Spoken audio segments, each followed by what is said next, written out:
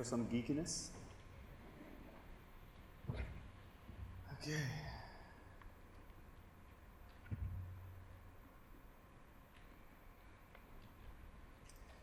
So, is that clicker, by the way? On here? All right, cool. So, as Paul said, thank you. I'm Tarik, and so I co-founded a company called Umbrellabb, and it's the first Bitcoin company in the Middle East. We launched the first Bitcoin ATM. We actually launched 400 of them, and then ended up having to spend some time in the cybercrime unit. And we're those kind of people, so geeks and hackers and all that. So we also now operate in over 130, actually exactly 136 countries around the world by offering Bitcoin services.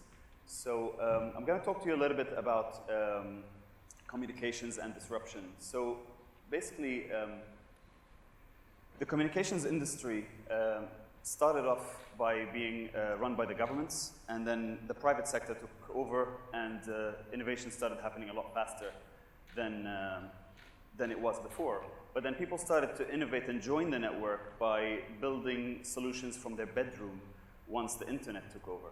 And the solutions like Skype were cheaper, were faster, and were better. And the same thing happened also with the postal services. So the postal services was an industry also run by the government, and then people started to, the industry was actually run by envelopes, paper, stamps, and a lot of licking. And what happened is that email came about, and it changed everything. This is Villa Einstein in Amsterdam, and I stayed there last year simply because I used Airbnb. It is open, it is faster, it is cheaper, it is better. And hotels can't compete with what is happening because of their boundaries of their system. So money makes the world go round.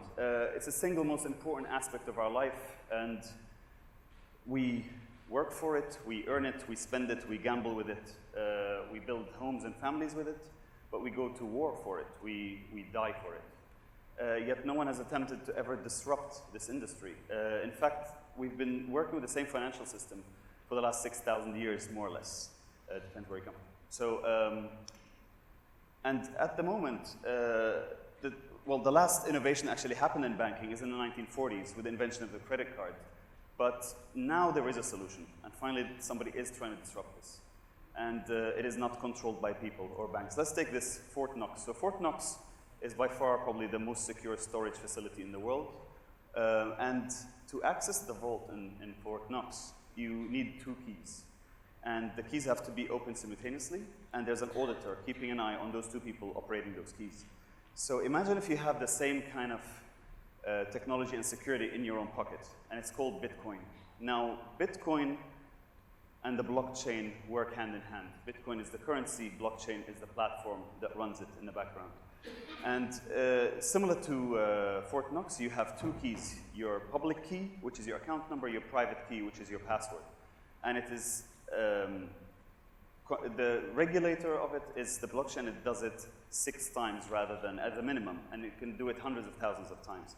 But the point that I'm trying to make here is that people are corruptible, and history has shown us that not everybody can be trusted. But the only thing that can be trusted so far that we've seen through history is mathematics and physics. They have never let us down.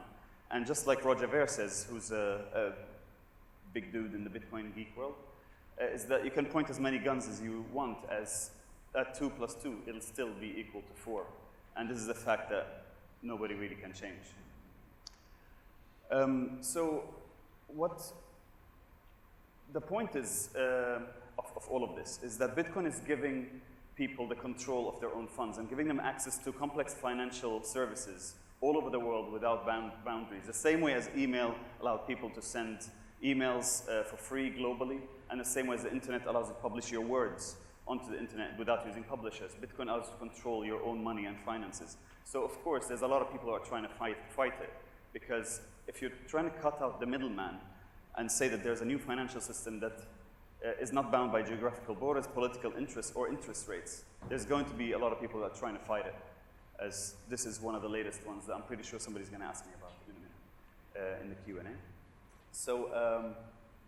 So a force multiplier is a factor that once added to any scenario, it will dramatically increase efficiency. And so when the people who were running things on horses saw the engine, they never went back to using horses. But the horse traders were pissed off. And the same thing happened with the GPS. Nobody uses the maps anymore, but the map makers are probably upset about that. And the point I'm trying to make is that people, with new technologies, people have two choices. They can criticize and compete with faster and cheaper services that will put them out of business, and they will actually miss out on the opportunities, or they can accept the change and build new solutions and benefit themselves and the world economy. So the blockchain network of computers audits the Bitcoin transactions, and it can do what thousands of banks can do in a fraction of the time and much more efficiently. So it poses a threat to the financial industry. And, but some people think it's a passing fad, and I'll show you that it isn't.